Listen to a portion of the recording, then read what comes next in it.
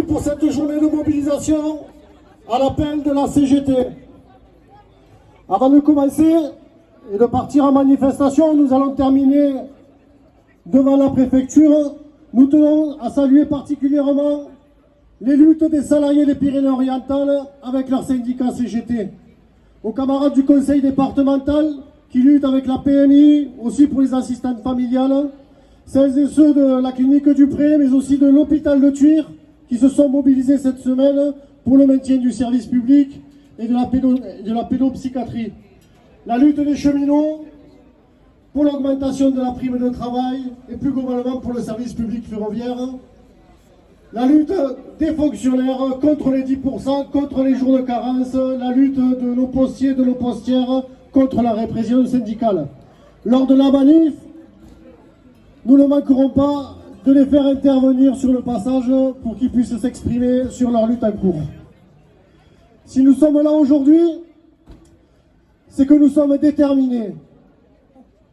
Déterminés parce que depuis des mois, nous n'avons rien lâché.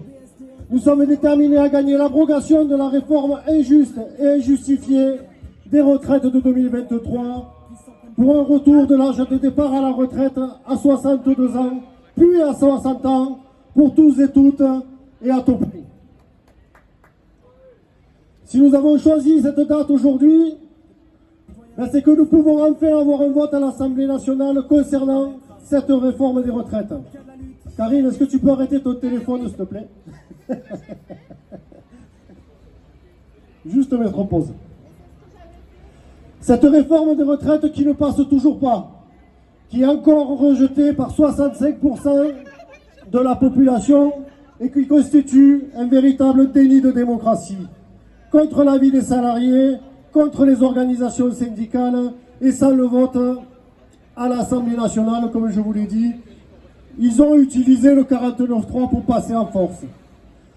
68% de nos concitoyens et concitoyennes souhaitent l'organisation d'un référendum afin qu'ils puissent se prononcer sur le texte de loi qui a été imposé par Macron et par le patronat. Ces résultats prouvent que les jeunes, les travailleurs, les travailleuses, actifs comme retraités, aspirent à autre chose, à une autre réforme des retraites, aspirent à une transformation de la société, à une autre redistribution des richesses. Alors que la concertation retraite, qui s'est ouverte en début d'année, devait être sans totem ni tabou, le Premier ministre a déclaré il y a quelques semaines que le retour à 62 ans était impossible.